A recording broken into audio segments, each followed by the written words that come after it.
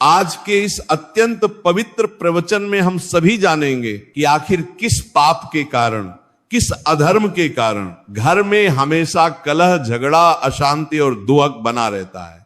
हम ये भी जानेंगे कि ऐसे कौन से कार्य हैं, ऐसे कौन से दुष्कर्म हैं जिनसे घर की समृद्धि नष्ट हो जाती है, धन दौलत चली जाती है और माता लक्ष्मी का आशीर्वाद छीन जाता है। इस पवित्र कथा को पूरा ध्यान और एकाग्रता से अवश्य सुने, बीच में न छोड़ें और अपने जीवन में इसके संदेश को, इसकी शिक्षा को अपनाएं। बहुत समय पहले की बात है, जब त्रिलोक में विचरण करने वाले भगवान विष्णु के सबसे प्रिय भक्त देवर्षि नारद मुनि अपनी मधुर वीणा हाथ में लिए हुए स्वर्ग लोक से पृथ्वी लोक की ओर आकाश मार्ग से विचरण कर रहे थे। उनकी वीणा से निकलने वाली मधुर धुन तीनों लोकों में गूंज रही थी। वे नारायण नारायण का जाप करते हुए, अपने प्रभु का नाम लेते हुए आकाश में उड़ रहे थे। उनके मुख से निकलते भजन की मधुर ध्वनि सुनकर देवता भी मोहित हो जाते थे। जब देवर्षि नारद आकाश मार्ग से उड़ते हुए पृथ्वी लोक के समीप पहुंचे तो उन्होंने अपनी दिव्य दृष्टि से नीचे धरती पर एक सुंदर गांव देखा। वह गांव हरे भरे वृक्षों से घिरा हुआ था, चारों ओर खेत थे, नदी का पवित्र जल बह रहा था। गांव में मंदिर की घंटियां बज रही थी और भक्तों के भजन की आवाज आ रही थी। देवर्षि नारद को वह गांव बहुत सुंदर और मनमोहक लगा, परंतु जब देवर्षि नारद ने अपनी दिव्य दृष्टि से और गहराई से उस गांव को देखा, जब उन्होंने ध्यान से निरीक्षण किया तो उन्हें उस गांव में दो पड़ोसी घर दिखाई दिए। ये दोनों घर एक दूसरे के ठीक बगल में बने हुए थे। दोनों घर देखने में लगभग एक जैसे ही थे। दोनों के आकार में कोई विशेष अंतर नहीं था। दोनों घरों की बाहरी बनावट भी समान प्रतीत होती थी। दोनों घरों के सामने छोटे छोटे बगीचे थे जहां फूल खिले हुए थे। दोनों घरों की आर्थिक स्थिति भी लगभग समान दिखाई दे रही थी। परंतु जब देवर्षि नारद ने अपनी योगिक शक्ति से, अपनी दिव्य दृष्टि से और बारीकी से और गहनता से इन दोनों घरों को देखा तो उन्हें एक अत्यंत विचित्र, एक अत्यंत आश्चर्यजनक बात दिखाई दी जो उनकी समझ से परे थी। पहले घर में जो बाईं ओर था, वहां देवर्षि नारद ने देखा कि निरंतर लगातार कलह और झगड़े होते रहते थे। घर के अंदर से चीखने, चिल्लाने की, कोसने और गालियां देने की आवाजें आ रही थी। परिवार के सदस्य आपस में एक दूसरे से लड़ते रहते थे, एक दूसरे को भला बुरा कहते रहते थे। पति पत्नी में झगड़ा होता रहता था, बच्चे रोते रहते थे, बूढ़े माता पिता कोने में उदास बैठे रहते थे। उस घर से हमेशा नकारात्मक ऊर्जा निकल रही थी, दुखद और कष्टदायक वातावरण था। उस घर का गृह स्वामी, जिसका नाम धनपाल था, वह हमेशा परेशान और दुखी दिखाई देता था। उसके चेहरे पर गहरी चिंता की रेखाएं थीं, उसका मुख मुरझाया हुआ था, उसकी आंखों में थकावट और निराशा साफ दिखाई देती थी। धन दौलत होते हुए भी, संपत्ति होते हुए भी उस घर में शांति नहीं थी, सुख नहीं था, संतोष नहीं था। घर के अंदर अंधकार था, उदासी थी। माता लक्ष्मी का वास उस घर में बिल्कुल नहीं था, देवी सरस्वती का आशीर्वाद नहीं था। यद्यपि उस घर में धन था, परंतु वह धन भी धीरे धीरे कम होता जा रहा था। व्यापार में घाटा होने लगा था।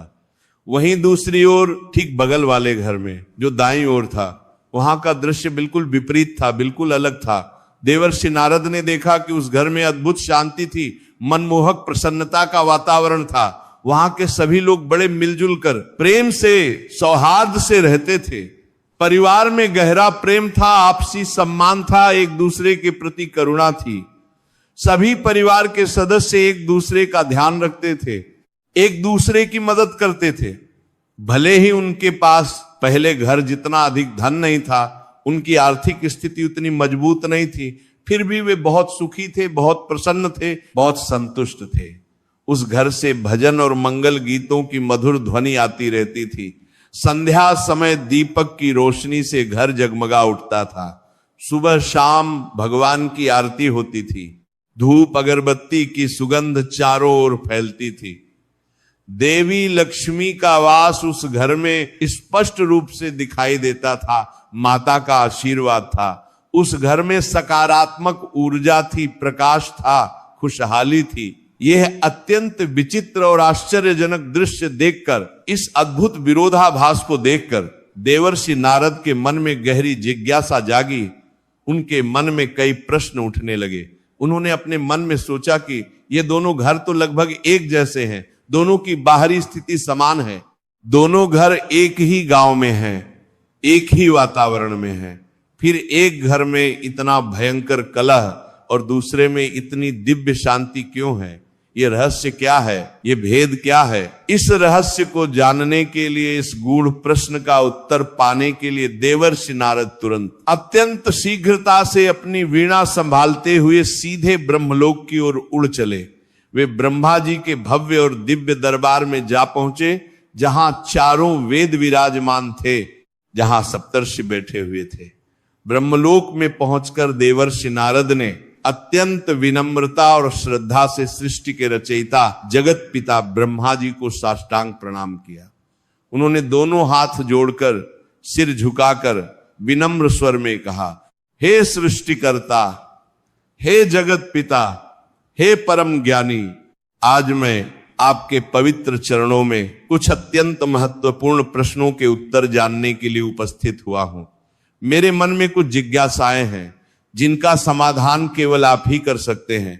तब ब्रह्मा जी ने, जो अपने कमल के सिंहासन पर विराजमान थे, अपनी चार दिशाओं में देखने वाली दिव्य आंखों से देवर्षि नारद की ओर देखा और अत्यंत गंभीर परंतु प्रेमपूर्ण स्वर में कहा, हे देवर्षि नारद, हे त्रिलोक में विचरण करने वाले, हे भगवान विष्णु के प्रिय भक्त, तुम निःसंकोच पूछो, तुम्हें क्या जानना है? तुम्हारा प्रश्न कौन सा है? यदि मैं समर्थ हुआ, यदि मेरे ज्ञान में वह उत्तर है, तो मैं अवश्य ही तुम्हें विस्तार से बताऊंगा। तुम्हारी शंका का समाधान करना मेरा परम कर्तव्य है।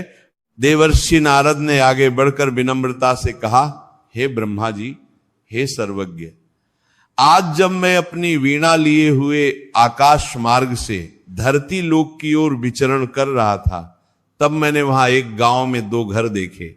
ये दोनों घर पड़ोसी थे, एक दूसरे के बगल में स्थित थे। दोनों की बाहरी स्थिति समान थी, दोनों की आर्थिक दशा भी लगभग एक जैसी प्रतीत होती थी। परंतु हे ब्रह्मा जी, एक घर में मैंने निरंतर कलह, झगड़ा, अशांति और दुख देखा। वहां के लोग हमेशा लड़ते रहते थे, एक दूसरे को कष्ट देते रहते थे। गृहस्वामी अत्यंत परेशान और दुखी था। देवर्षि नारद आगे कहते हैं, और हे जगत पिता, ठीक उसी के बगल में स्थित दूसरे घर में मैंने अद्भुत शांति, प्रसन्नता और समृद्धि देखी। वहां के लोग अत्यंत सुखी थे, प्रेम से रहते थे, माता लक्ष्मी का वास था। मुझे यह समझ नहीं आया कि जब दोनों घर एक जैसे हैं तो एक में इतना कष्ट और दूसरे में इतना सुख क्यों है? देवर्षि नारद ने अपने प्रश्न आगे रखते हुए कहा, हे ब्रह्मा जी, मैं आपसे जानना चाहता हूं कि आखिर किस पाप के कारण, किस कर्म के कारण घर में हमेशा झगड़ा और अशांति बनी रहती है? किन कार्यों से घर से माता लक्ष्मी का वास समाप्त हो जाता है और किन सद्गुणों से घर में शांति और समृद्धि आती है? कृपया मुझे इन प्रश्नों का उत्तर दीजिए। देवर्षि नारद के इन गहरे और विचारणीय प्रश्नों को ध्यान पूर्वक सुनकर ब्रह्मा जी धीरे से मुस्कुराए। उनके मुख पर दिव्य तेज था, उनकी आंखों में करुणा थी। फिर उन्होंने कहा, हे देवर्षि नारद, हे ज्ञान के जिज्ञासु, तुम्हारे प्रश्न अत्यंत महत्वपूर्ण हैं, अत्यंत गहरे हैं। इन प्रश्नों का उत्तर संसार के प्रत्येक गृहस्थ को जानना आवश्यक है। मैं तुम्हें इसका उत्तर केवल शब्दों में नहीं, बल्कि एक रोचक और शिक्षाप्रद कथा के माध्यम से देना चाहता हूं, क्योंकि कथा के माध्यम से ज्ञान अधिक स्पष्ट होता है, अधिक हृदय में उतरता है। तो अब तुम अत्यंत ध्यान और एकाग्रता से इस कथा को सुनो। फिर ब्रह्मा जी गंभीर होकर कथा प्रारंभ करते हैं। हे देवर्षि, बहुत समय पहले की बात है, सैकड़ों वर्ष पूर्व की घटना है। उस समय भारतवर्ष में एक समृद्ध नगर था जिसका नाम कनकपुर था। वह नगर अपने व्यापार और समृद्धि के लिए प्रसिद्ध था। उस नगर में दो भाई रहते थे जो व्यापारी थे। बड़े भाई का नाम धनपाल था और छोटे भाई का नाम सुखपाल था। दोनों भाई एक ही परिवार में पले बढ़े थे, एक ही माता पिता की संतान थे। ब्रह्मा जी आगे कहते हैं, जब उनके वृद्ध पिता का देहांत हुआ तो उन्होंने मरने से पहले अपनी सारी संपत्ति, अपना सारा धन दोनों भाइयों में बराबर बराबर बांट दिया। उन्होंने कहा था, मेरे प्यारे बेटों, मैं तुम दोनों को समान रूप से प्यार करता हूं। ये मेरी संपत्ति है जो मैंने जीवन भर कड़ी मेहनत से कमाई है, मैं ये दोनों को बराबर दे रहा हूं। तुम दोनों इसका सदुपयोग करना, ईमानदारी से व्यापार करना और हमेशा धर्म के मार्ग पर चलना। पिता की मृत्यु के बाद दोनों भाइयों ने अपना अलग अलग घर बनाया। दोनों के घर एक जैसे थे, एक ही आकार के थे। दोनों ने अपना व्यापार शुरू किया। धनपाल ने कपड़े का व्यापार शुरू किया और सुखपाल ने भी वही व्यापार चुना। दोनों का व्यापार भी समान था, दोनों की दुकानें भी बाजार में पास पास थी। ब्रह्मा जी कथा को आगे बढ़ाते हुए कहते हैं, परंतु हे देवर्षि नारद, कुछ ही वर्षों में, मात्र 5-6 वर्षों के भीतर इन दोनों भाइयों के जीवन में, इनकी परिस्थितियों में बहुत बड़ा अंतर आ गया। एक आश्चर्यजनक परिवर्तन हुआ। बड़े भाई धनपाल का घर कलह, झगड़े और अशांति से भर गया। उसके घर में हर समय, हर क्षण किसी न किसी बात पर लड़ाई होती रहती थी। धनपाल की पत्नी हमेशा नौकरों से लड़ती रहती थी, बच्चों को डांटती रहती थी। धनपाल खुद अपनी पत्नी से झगड़ता रहता था। दोनों एक दूसरे को दोष देते रहते थे। उनके बच्चे भी आपस में लड़ते रहते थे, खिलौनों को लेकर झगड़ते थे। धनपाल की वृद्ध माताजी कोने में बैठकर रोती रहती थी, उन्हें कोई पूछने वाला नहीं था। उस घर में हर समय शोर शराबा रहता था, चीखने चिल्लाने की आवाजें आती रहती थी, पड़ोसी भी परेशान रहते थे। धनपाल का धन धीरे धीरे नष्ट होने लगा, घटने लगा, उसके व्यापार में घाटा होने लगा, ग्राहक कम आने लगे। जो धन था वह भी विवादों में, झगड़ों में खर्च होने लगा। घर में दुहक और परेशानी का साम्राज्य हो गया। कोई सुख नहीं था, कोई शांति नहीं थी। ब्रह्मा जी आगे कहते हैं, छोटे भाई सुखपाल का घर शांति, प्रेम और समृद्धि से भरा था। उसके घर में सुबह उठते ही भगवान की आरती होती थी, मधुर भजन गाए जाते थे। सुखपाल और उसकी पत्नी में गहरा प्रेम था, आपसी सम्मान था। वे एक दूसरे का ध्यान रखते थे, कभी ऊंची आवाज में बात नहीं करते थे। उनके बच्चे संस्कारी थे, आज्ञाकारी थे। वे अपनी दादी माँ का बहुत सम्मान करते थे, उनकी सेवा करते थे। घर में हमेशा हंसी खुशी का वातावरण रहता था। सुखपाल का व्यापार दिन प्रतिदिन फलने फूलने लगा, बढ़ने लगा। उसके पास अधिक ग्राहक आने लगे, उसकी प्रसिद्धि बढ़ने लगी। माता लक्ष्मी की कृपा उस पर बनी रही। धन में वृद्धि होती गई। उसका घर सुख समृद्धि का केंद्र बन गया। ब्रह्मा जी कथा को रोचक मोड़ देते हुए कहते, एक दिन की बात है, बड़ा भाई धनपाल अपने घर की निरंतर कलह से, झगड़ों से बहुत परेशान हो गया, बहुत दुखी हो गया। उसने सोचा कि मैं और मेरा भाई एक ही पिता की संतान हैं, हमें एक जैसी संपत्ति मिली थी, हम दोनों एक जैसा व्यापार करते हैं, फिर मेरे जीवन में इतना कष्ट क्यों है और मेरे भाई के जीवन में इतना सुख क्यों है? ये रहस्य क्या है? धनपाल अपनी पीड़ा, अपनी जिज्ञासा लेकर एक दिन सुबह सुबह अपने छोटे भाई सुखपाल के घर गया। जब वो सुखपाल के घर पहुंचा तो उसने देखा कि वहां कितनी शांति है, कितनी सुंदरता है। घर के आंगन में तुलसी का पौधा था, दीपक जल रहा था, भीतर से भजन की मधुर ध्वनि आ रही थी। ये सब देखकर धनपाल का हृदय और भी दुखी हो गया। सुखपाल ने जब अपने बड़े भाई को द्वार पर देखा तो वह तुरंत बाहर आया। उसने अत्यंत प्रेम और सम्मान से अपने भाई का स्वागत किया। उसने कहा, आइए भ्राता श्री, आइए, मेरा सौभाग्य है कि आप पधारे, बैठिए, आराम से बैठिए। उसने अपने भाई के लिए आसन बिछाया, जल ला कर दिया।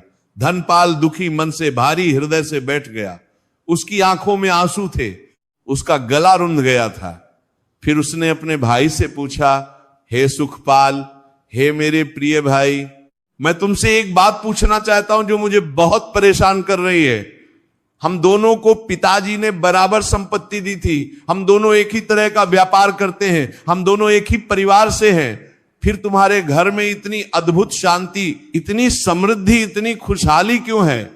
और मेरे घर में सिर्फ कलह, सिर्फ दरिद्रता, सिर्फ दोहक क्यों है? ये रहस्य क्या है? ये भेद क्या है? कृपया मुझे बताओ। सुखपाल ने अपने बड़े भाई की पीड़ा को समझा, उनके दोहक को महसूस किया। उसे अपने भाई पर बहुत दया आई, करुणा आई। फिर उसने अत्यंत विनम्रता से, प्रेम से कहा, हे भ्राताश्री, हे मेरे आदरणीय बड़े भाई, इसका कारण हमारे कर्म है, हमारे आचरण है, हमारा व्यवहार है। धन और संपत्ति से सुख नहीं मिलता। सुख मिलता है सदकर्मों से, सदगुणों से, धर्म के पालन से। सुखपाल ने आगे समझाया, मैं आपको बताता हूं कि मैं अपने जीवन में, अपने घर में किन नियमों का पालन करता हूं, किन सिद्धांतों पर चलता हूं, जिससे मेरे घर में शांति और समृद्धि बनी रहती है, माता लक्ष्मी का आशीर्वाद बना रहता है। सुखपाल ने पहली बात बताते हुए कहा, हे भ्राता, सबसे पहली और सबसे महत्वपूर्ण बात यह है कि मैं कभी भी किसी भी परिस्थिति में अपने घर में किसी की निंदा नहीं करता हूं, किसी की बुराई नहीं करता हूं। ना तो मैं पड़ोसियों की निंदा करता हूं,